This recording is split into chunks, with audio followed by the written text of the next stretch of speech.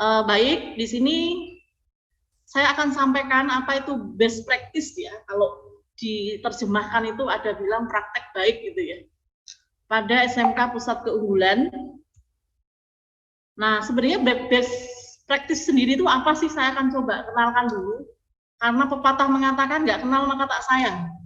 Nah, di sini best practice ini nanti sebenarnya mendeskripsikan atau menceritakan, ya Bapak Ibu ya, menceritakan pengalaman Bapak Ibu semua, ya sebagai guru, bisa juga sebagai kepala sekolah atau pengawas sekolah, tentang keberhasilan Bapak Ibu di dalam melaksanakan tugas. Tugasnya apa? Ya tadi mengajar ya, menyampaikan materi. Kalau kita sebagai guru posisinya ya. Nah, kemudian pengalaman tadi dituangkan ke dalam tulisan. Ya, dideskripsikan pengalaman-pengalaman yang sudah kita lakukan beserta anak didik ya. Kita tuangkan ke dalam tulisan, di mana tulisan itu nanti harapannya bisa menginspirasi untuk guru yang lain, untuk orang lain di dalam meningkatkan mutu pendidikan. Nah, kemudian, nah ini saya punya pengalaman nih, misalnya Bu Sinta punya pengalaman, Pak Didik punya pengalaman, menyampaikan materi-materi tertentu, kepala sekolah atau pengawas memiliki pengalaman ya, kemudian itu disusun dalam bentuk tulisan pengalaman-pengalaman tadi, apa yang sudah kita lakukan tadi, kemudian tulisan ini menjadi sebuah laporan, di mana laporan itulah yang dinamakan laporan best practice. Tentu saja laporan ini punya format ya, format tertentu. Nanti saya akan kasih formatnya, apa saja, bagaimana formatnya, kemudian apa yang harus dituangkan di situ ya. Nah, ini ada tambahan mampu menginspirasi dan meningkatkan mutu pendidikan. Nah, ini best practice sendiri. Nah, biasanya kalau di kampus best practice-nya bisa nanti dalam bentuk sudah selesai best practice bisa dituangkan ke dalam bentuk publikasi ilmiah. Nah, kalau di sekolah saya juga kurang memahami apakah ada guru itu publikasi ilmiah, sepertinya saya belum pernah mendengar ya, bentuk publikasi ilmiah yang dapat dilakukan oleh guru. Nah, kemudian best practice ini biasanya dimiliki guru saat melaksanakan kegiatan pembelajaran tadi, pengalaman guru. Nah, didasarkan apa? Didasarkan pada penguasaan materi yang sudah diberikan kepada peserta didik. Kira-kira materi saya yang terkesan, kemudian peserta didik itu enjoy, kemudian peserta didik itu menjadi meningkat semangatnya, meningkat prestasinya, meningkat hasil outputnya. Nah, itulah sebenarnya bisa ditarik ke dalam best practice ya. Hanya mungkin nanti Bapak Ibu bagaimana cara menuangkan apa yang sudah kita lakukan tadi ke dalam bentuk laporan tertulis tadi.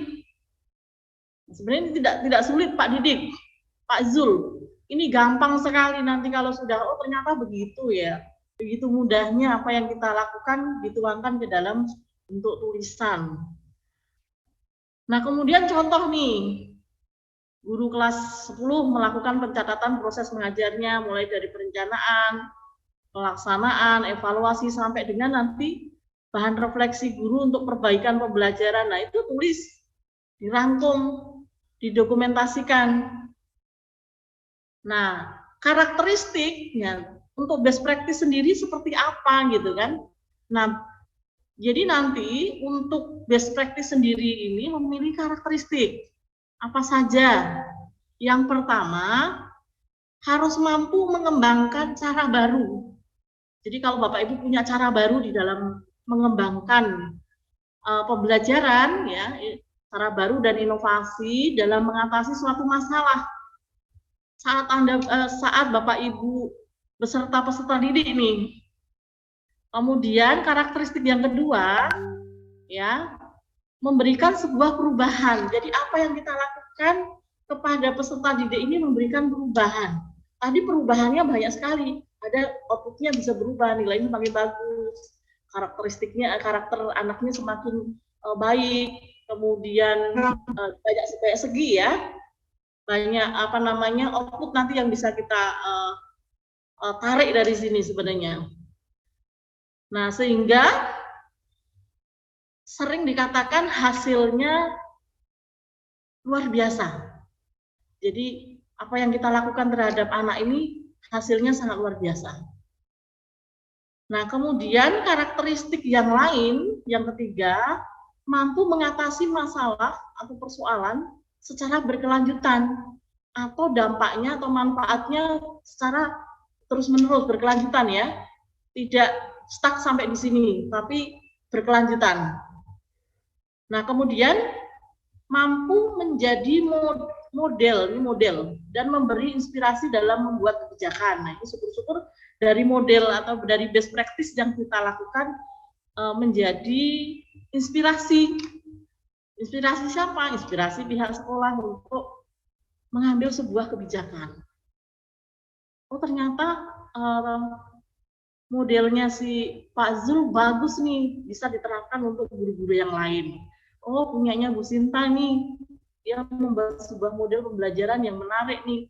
Nah, bisa untuk membuat sebuah kebijakan oleh kepala sekolah, pihak sekolah ya. Kemudian cara atau metode yang digunakan bersifat ekonomis dan efisien.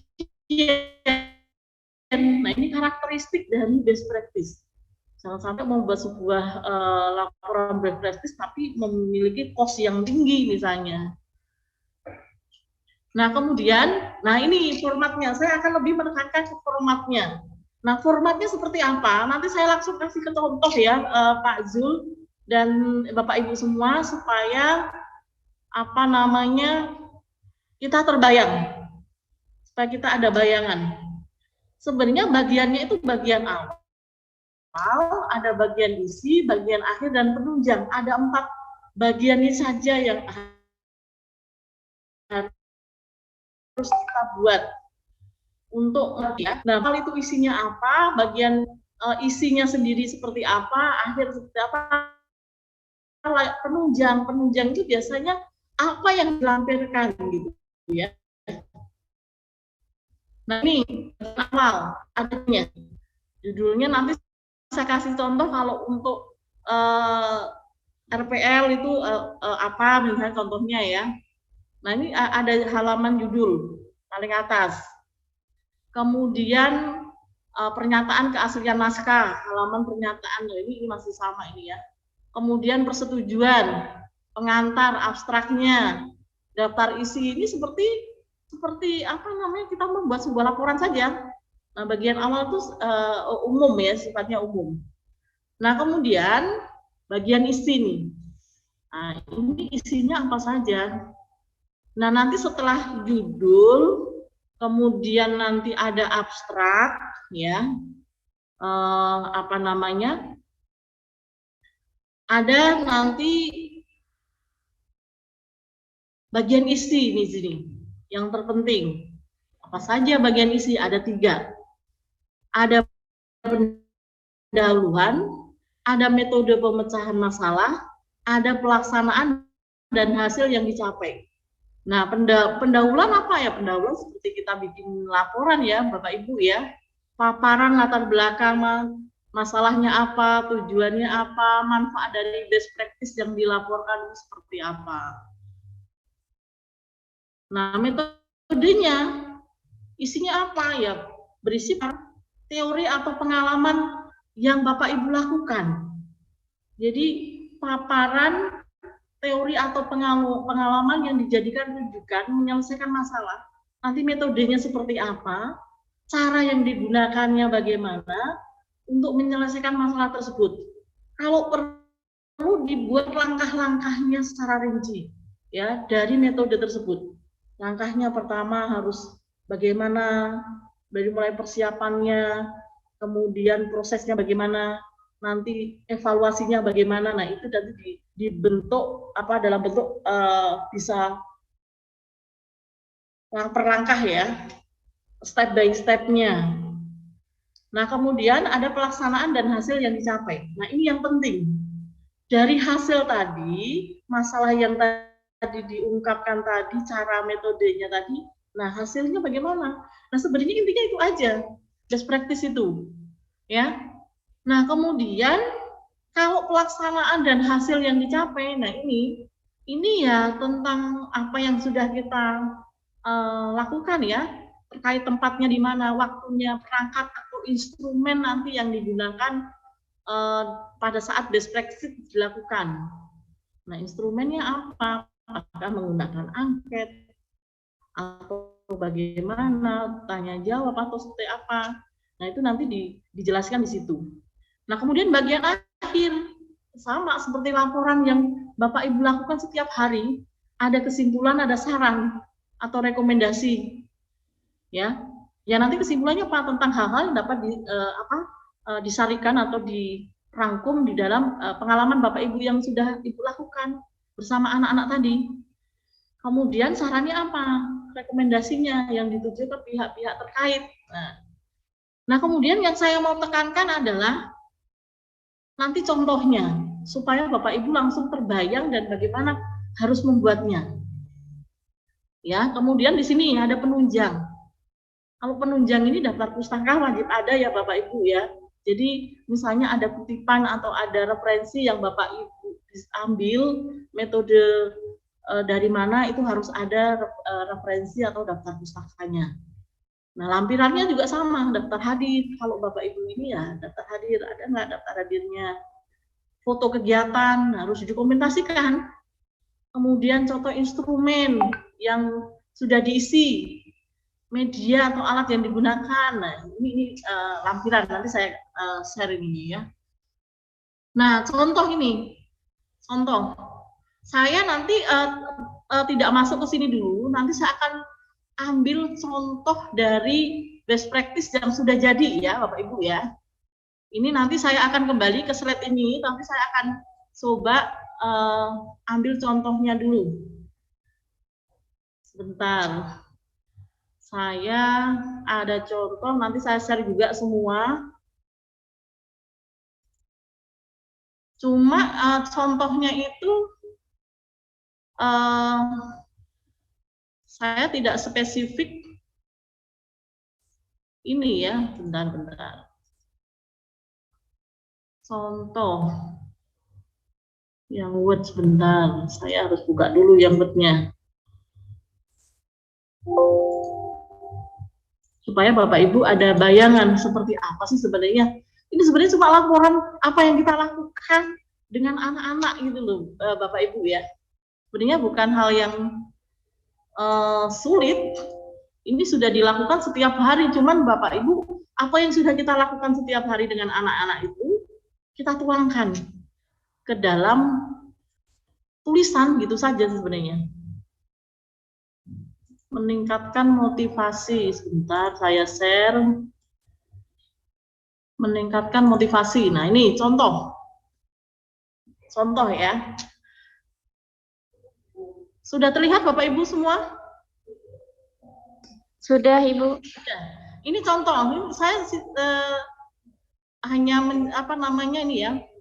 Dia materinya adalah meningkatkan motivasi belajar sejarah. Ini kebetulan sejarah nih, tidak sinkron dengan Bapak Ibu, ini hanya contoh ya. Melalui pemberian icebreaker pada siswa kelas 10. Nah, ini seperti ini Bapak Ibu, abstrak dibuat. Abstraknya. Nah, abstrak itu ya harus mengandung semua lengkap ya, dari intisari, dari awal sampai output ya Bapak Ibu ya. Permasalahannya, tujuannya, manfaatnya, metode yang dipakai untuk pembelajaran tersebut bagaimana, untuk meningkatkan motivasi, kalau ini dalam motivasi ini apa, kemudian semua metodenya, prosesnya, aktivitasnya. Nah, ini juga sama. Teknik, metode, proses. Nah, ini sudah ada abstrak. Nah, jangan lupa kalau abstrak selalu ada kata kunci. Nah, ini bagian isi tadi. Kalau ini yang sudah apa namanya, terangkum secara ini ya, apa namanya.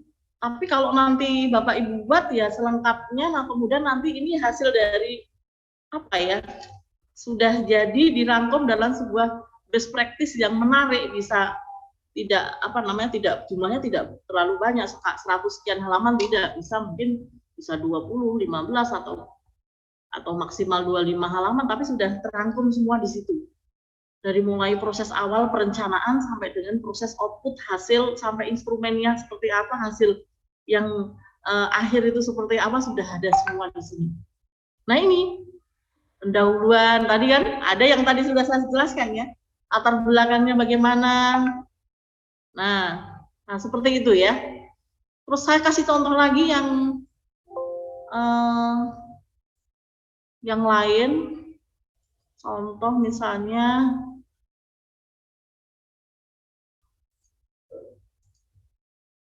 melatih membaca huruf. Ini apa nih?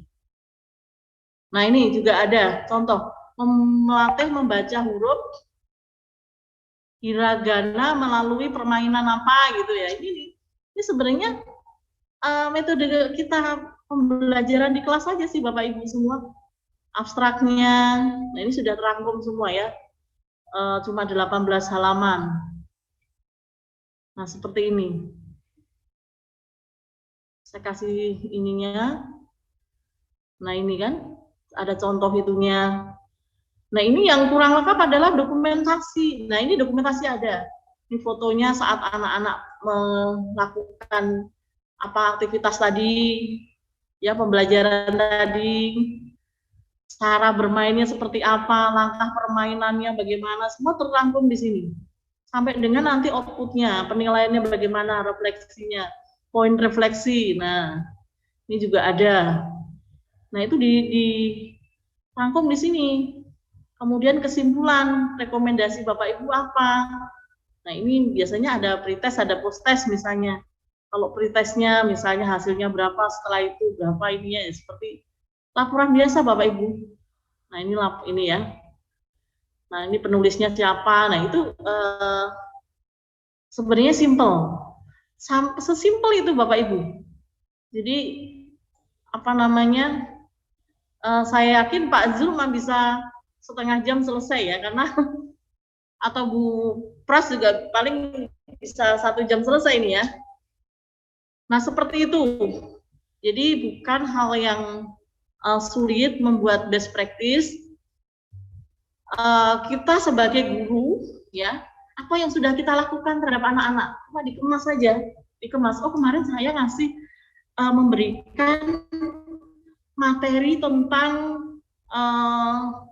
apa namanya, teknologi berbasis apa misalnya ke anak-anak, kemudian anak-anak itu antusias, saya menggunakan metode ini menjelaskannya dengan teknik ini, nah udah dirangkum di situ. Nah seperti itu. Nah nanti materi dan apa namanya, contoh-contoh saya akan kirim ya, karena nanti ini akan ditanyakan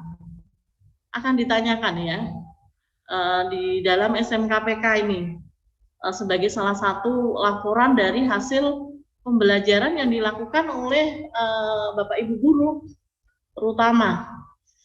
Nah itu saja yang bisa saya sampaikan, singkat, padat.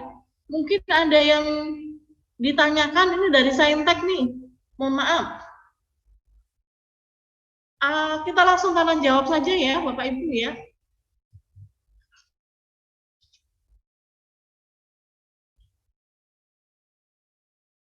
Ada yang ditanyakan?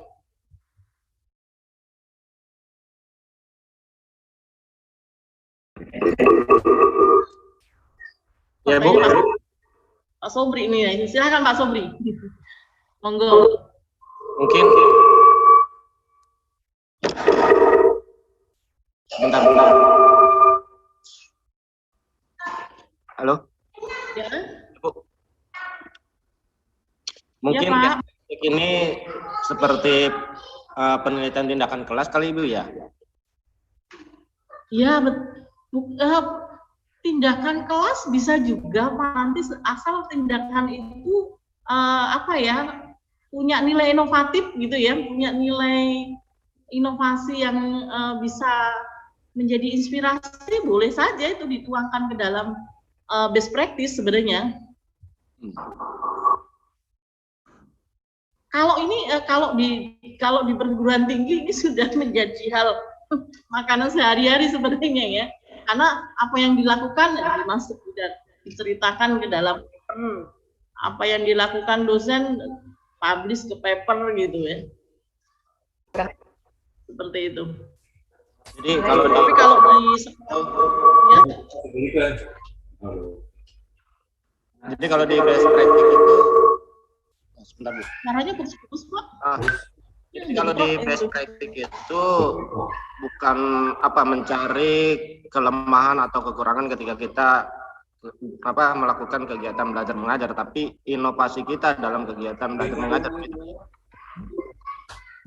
Betul, inovasi yang memberikan nanti bisa inspirasi ya Pak ya. Jadi inovasi apa yang kita lakukan, kemudian inovasi itu memberikan tadi motivasi untuk orang lain.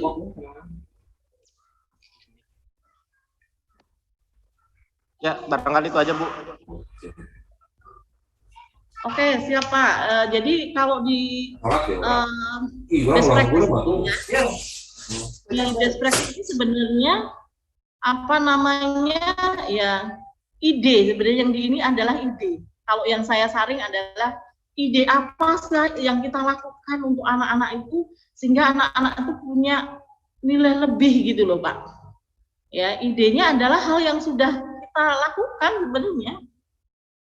Yang kita lakukan, yang sudah kita terapkan, ya, yang sudah kita implementasikan ke peserta didik yang kita ajar. Nah, sudah ide apa itu? Nah, tuangkan ke tulisan. Simple sebenarnya. Kalau di kami dosen memang sudah hal itu sudah dilakukan dari kalau menjadi dosen ya apa yang dia lakukan ditulis. Ada ide apa, ada inovasi apa ditulis. Masuk ke paper, publish ke paper. Nah, itu kalau dosen, kalau di sekolah ya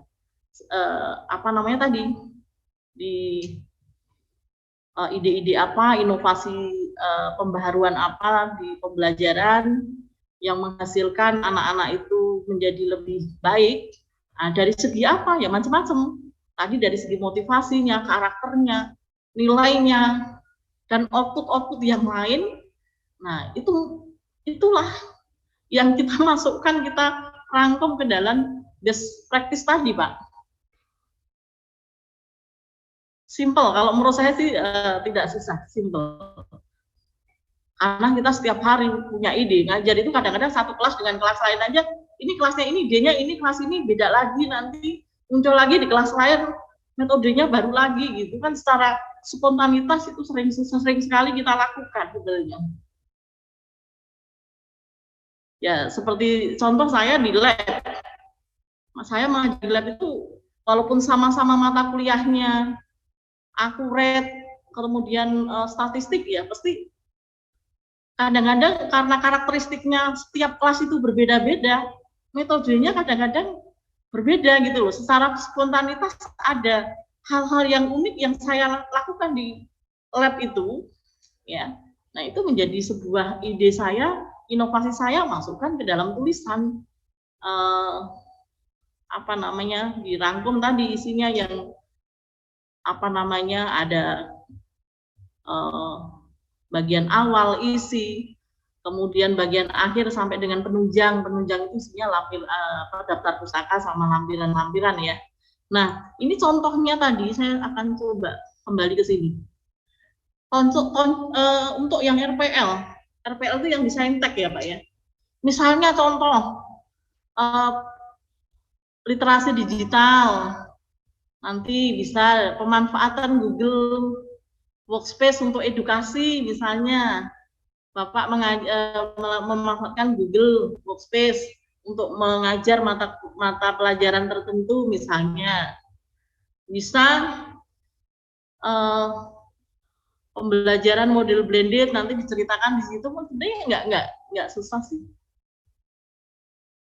Itu nanti bisa Bapak Ibu itu bisa menghasilkan sebuah, selain best practice, kemudian dirangkum bisa menjadi sebuah artikel sebenarnya.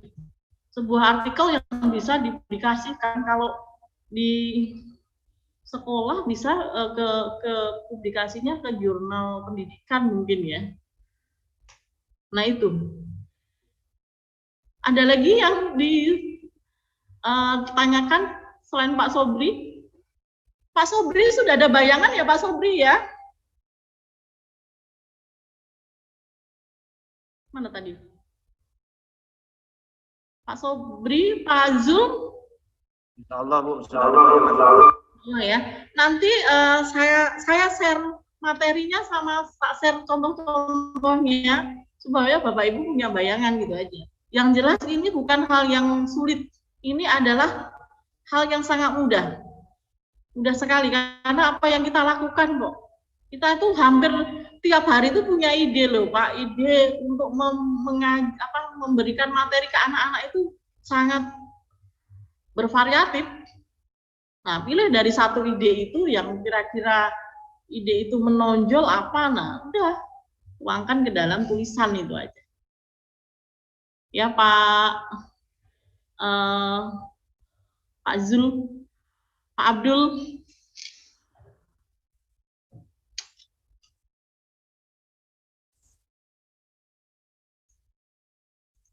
Ada pertanyaan lagi, Bapak Ibu?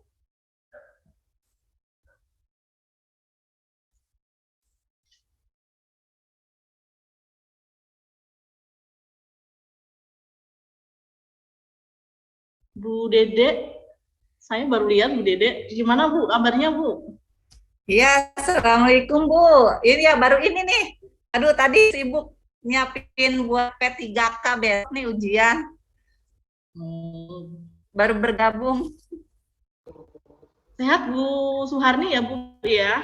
Iya, Bu Suwarni. Ya, ibunya tadi lagi ada pertemuan juga.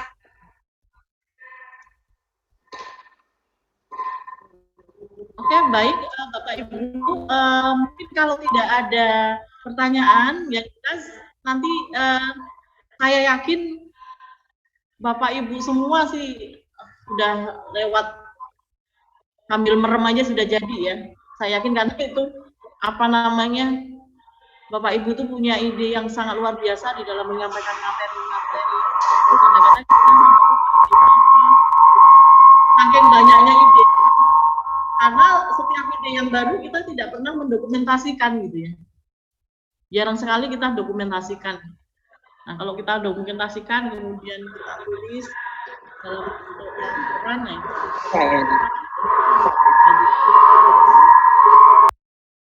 mana saya sama Pak Maria sih?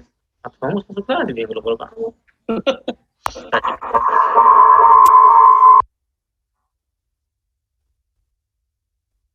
Oke, baik. Tidak ada lagi ya Bapak Ibu ya. Saya akan share di grup sini aja ya, contoh sama ininya ya Bapak Ibu ya. Supaya saya tidak lupa. Saya akan share Ya, di draftnya aja di-share Ibu. Draft penyusunan best practice ya. Share. Sebentar nih. Saya sebentar saya share di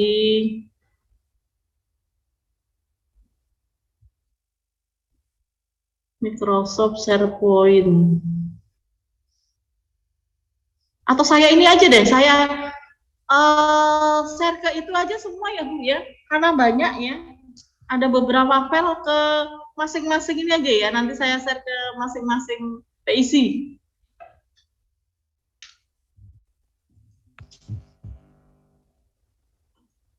Sepertinya agak berat ininya.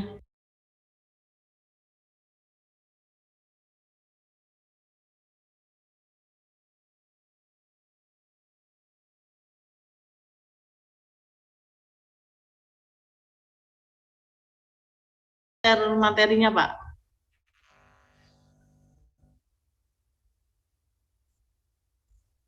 ya terlalu berat, Bu. Sepertinya harus saya share ke itu. Nah, mungkin itu saja Bapak Ibu yang bisa saya sampaikan. Yang jelas intinya ya saya rangkum bahwa apa namanya best practice ini bukan hal yang sulit ya, tetapi sebenarnya ke arah ide apa yang kita bisa berikan ke anak didik kita, ke peserta didik kita, ya, yang sudah kita implementasikan, yang sudah kita lakukan, apa namanya, ide-ide tadi, inovasi tadi, kreativitas di dalam menyampaikan materi pembelajaran tadi, ya kita tuangkan ke dalam bentuk tulisan, laporan yang lengkap, ya, dari mulai perencanaan awal sampai dengan nanti hasilnya, outputnya. Nah, kita ceritakan ke dalam sebuah laporan yang apa namanya sistematis ya, sudah terstruktur. Kemudian best practice tadi dalam bentuk laporan tadi bisa menginspirasi, bisa memberikan motivasi untuk lain, termasuk untuk pengambilan kebijakan atau pengambilan keputusan untuk pihak sekolah ya. Nah, itu saja yang bisa saya sampaikan. Terima kasih, langsung saya share nanti ke PIC masing-masing supaya nanti yang dari Saintek bisa langsung dikerjakan Pak nanti saat kita visit, karena kita masih ada agenda untuk visit di Saintek, apa namanya, bisa minggu-minggu ini sudah jadi kalau bisa, sehingga saat Dirjen Vokasi menelpon lagi sudah siap, semua sudah siap. Punten, karena beberapa yang saya dapat informasi itu sepertinya random ya, pakai random sampling, jadi tidak semua di ini ya, termasuk perguruan tinggi. Di perguruan tinggi lain itu ada visit dari Dirjen Vokasi. Tapi kalau ya belum dapat informasi apakah di insan pembangunan ada visit atau tidak. Tapi yang tempat lain, tapi tidak semuanya yang di grup tim, apa namanya, tim perguruan tinggi itu ada beberapa yang divisit langsung dari Dirjen Vokasi. Termasuk yang Saintek ini ya, diminta untuk melaporkan segera best practice dari. Punten Bu Win. Ya. Yang penting kita punya draftnya, jadi kayak tahun kemarin PK juga kan terakhirnya suruh bikin best practice ya, Bu Win. Ya. PK tahun kemarin yang COE. Nah itu ada draftnya, draft-draftnya. Yang penting kita punya draftnya, jadi mengikutinya gampang, jadi biar satu gitu, kompak gitu. Siap, ada draftnya. Oke, siap Bu Nur Asia. Siap. Nanti saya kirim hari ini setelah ini ya Bu ya, langsung ya. Iya. Oke, baik. Kalau sudah tidak ada hal-hal yang ditanyakan, mungkin saya cukupkan sampai di sini. Nanti kurang lebihnya saya mohon maaf. Mudah-mudahan apa yang apa namanya bermanfaat. Kalau memang ada kesalahan ya dari diri saya pribadi. Saya akhiri. Akhirussalam. Wassalamualaikum warahmatullahi wabarakatuh. Mungkin kita perlu foto dulu ya Bapak Ibu. Ya. Waalaikumsalam. Kita bisa foto bersama dulu Bu.